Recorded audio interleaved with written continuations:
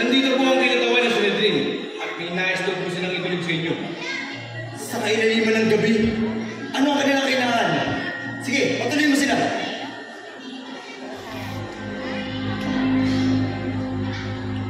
Magandang gabi. Mahal ang Gobernador Pilato. Nais kami ng tulad mo ang kamatayan ng taong ito. Poncho, siya ang lalaki sa aking panaginip. Ano na naman kaguluhan nito? Alam ni Gobernador, ang taong mo ito ay pantasa sa Cesar. Tinuturuan niya mga tao na huwag magbayad ng buwis kay Cesar. At inuutuan niya ang bumugdera na mag-ibansin. Kaya nga po, at sinasabi niya kasi hari na mga utyo. Hindi siya mukhang hari sa akin. At tila, hindi naman niya kayang gawin ang inyong mga sinasabi. Sinasayang lang natin ang ating mga oras. Mabuti pa yun. Palayaan ninyo ang taong yan. Yan ako naman, Gobernador. Wala, hindi siya maaaring lumayo. Nagkasala sa mataas na mga utyo. Kung gayon, hatulan ninyo siya na naaayon sa inyong kautusan. Gobernador, wala mo kami na mangyarihan. Umatol ng kamatayan. Galing naman. Mahal na Gobernador! Hinihingi ng taong bayan ito ang mga tarunong pa siya. Ikaw ang tinatamaan ni Cesar sa taong ito. Kaya ikaw ang nararapat tumatol sa kanya. Hindi ko siya maaaring hatulan ng kamatayan sapagkat wala naman ako nakikita ng kasalanan. Maliban sa pagpapanggap na siya isang hari. Jesus, sabihin mo nga sa akin, ikaw ba ang hari ng mga Hudyo? Yan ba yung nanggaling sa iyong sarili o may nakapagsabi lamang sa iyo? Huwag ginawa mo sa inyong mga kababayan, sa mga saserdote! Bakit ka rin nadala na ito? Kung ikaw nga isang hari, nasaan ang iyong kaharian? Ang aking kaharian ay wala rito sa iyo kami. Kung dito ang aking kaharian, ay sana ipinaglaban ako ng aking mga alagad. Kung gayon ay isa ka ang hari! Kayo na ang nagsabi na ako'y hari. Ito ang dahilan kung bakit ako naparito at nga na sa liputan ito. Para magbigay ng katotohanan. Nakikinig sa aking tinig ang sinumang nasa katotohanan. Ano ba ang katotohanan? Nasa isang ulaan. Nagpapanggap siya na anak ng Diyos. Tumigil ka! Hindi ikaw ang aking kinakausap. Sige, ipahampas ko na lamang siya at baka sakaling matauhan ang inyong hari. Centurion! Pagpaman ninyo, mahal na Gobernador Pilato. Hindi ko kaya ng taong yan.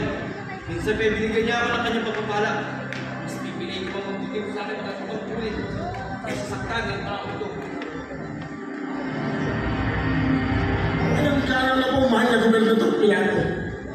Nais na po sa aming gampanan ng kapitag-pitagan tungkulin dito sa Roma nang walang kwentang senturin mo yan. Hindi ko pumamarapatin. Bala ka! Oh.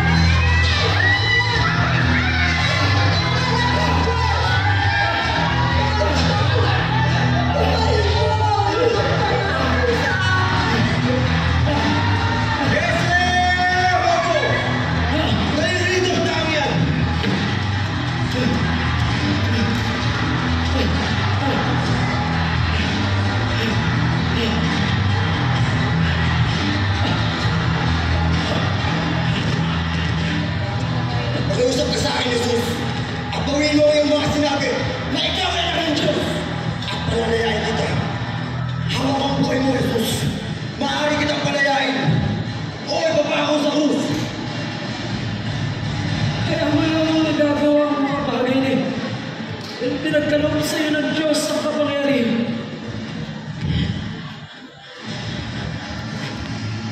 Kapag pinalaya mo ang tao yan,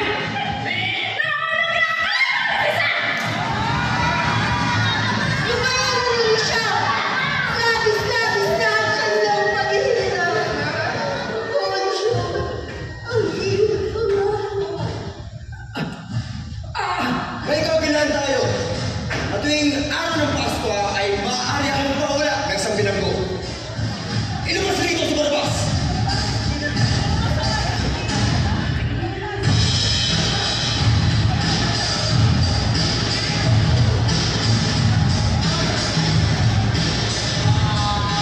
Ngayon, sino ang gusto niyong palayain ko? Si Barabas na isang pusakan? O si Jesus na inyong hari?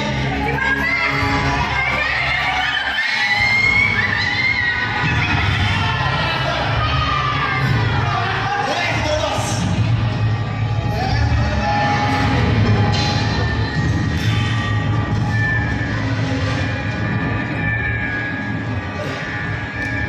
Ano, Jesus?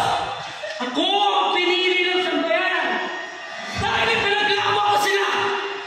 Ikaw ang inaasahan nilang tagapagligtas. Balit binigo mo sila. Binigo mo sila!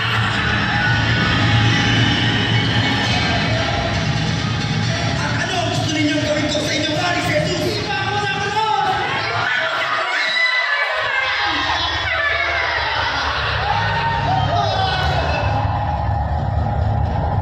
Ngayon, narito, ang tao inyong pinararantangan, ang inyong hari, sapagkat wala akong makita na kasalanan o kawalaan sa tao ito. Bakit hindi kayo ang para sa kanya?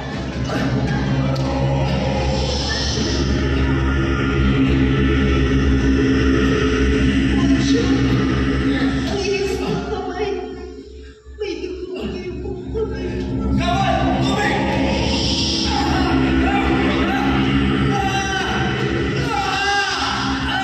Hugasan mo ang aking kamay sa malaking asbeng ito. At kayo bayan, ang umano sa kanyang kamatayan at hindi ako.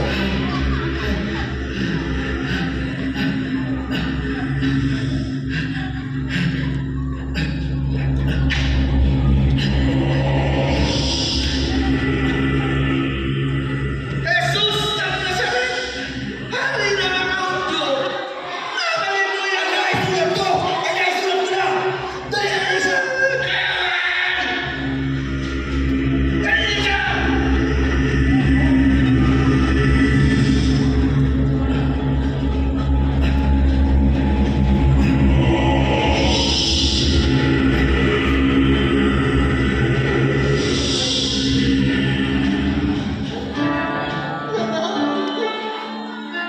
Ipinangako mo sa akin ang iyong matagaling pagkasalo sa iyong paghahanap.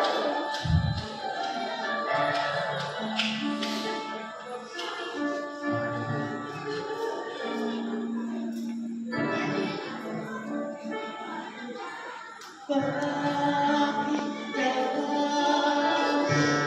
natala sa tingin ng taong bayan?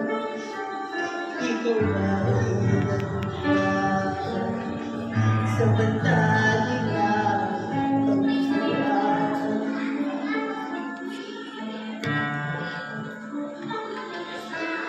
Tatakot na mawala ang yaman at kapangyarihan na kahit gamayan ay dugo na walang sana. Ngunit Claudia,